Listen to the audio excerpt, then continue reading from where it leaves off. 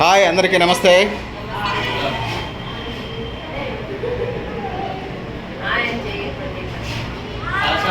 మీది మీ మానసిక వికాస్ కేంద్రం పేరు ఏంటి? మీ స్కూల్ పేరు?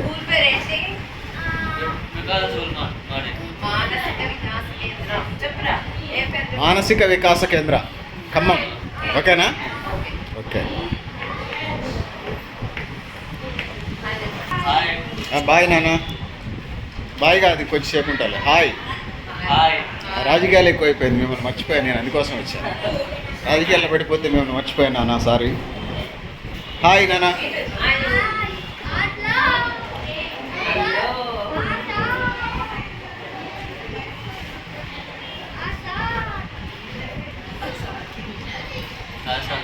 హాయ్ నాన్న.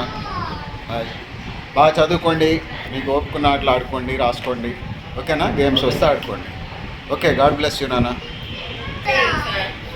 ఓకే. మనం ఖమ్మం మానసిక వికాస్ కేంద్రంలో ఉన్నాము. పిల్లలతో టీచర్స్ వాళ్ళ సంభాషణలు చూస్తూ ఉన్నాం. అంటే డిఫరెంట్ పిల్లలు వీళ్ళంతా.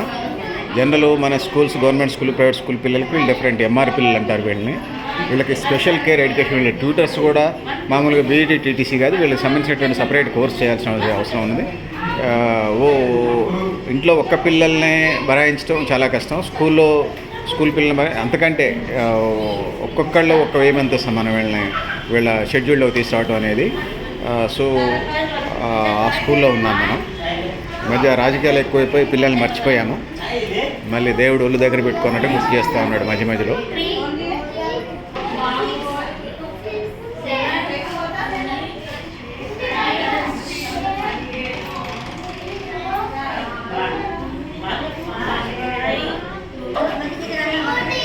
పాలిటిక్స్లో మర్చిపోయి ఆశ్రమాలు కొంచెం గ్యాప్ వచ్చింది. కొంచెం ఒత్తిడి తగ్గిన తర్వాత మళ్ళీ రివ్యూ చూసుకుంటూనే ఉంటాం. కానీ వద్దామనుకుంటూ 20 days పెట్టి వద్దామనుకుంటుంటే పొలిటికల్ అంటే వీళ్ళకి ఏమైనా ఫెసిలిటీ తేవాలన్నా అని చెప్పాలన్నా పాలిటిక్స్తో డిపెండ్ ఉన్నాయి భారతదేశంలో. అదొక సమస్య. వీళ్ళకి డిపెండెన్స్కి ఇచ్చే దాని మీద కూడా ఉన్నాయి కాబట్టి కొంత ఫోకస్ పెట్టాల్సి వస్తుంది వ్యవస్థీకృతమైనటువంటి మార్పుల కోసం. సో ఎవరున్నా ఏ ప్రభుత్వాలు వచ్చినా వీళ్ళకి ఖచ్చితంగా సపోర్ట్ చేయాల్సిన పరిస్థితి అయితే ఉన్నది.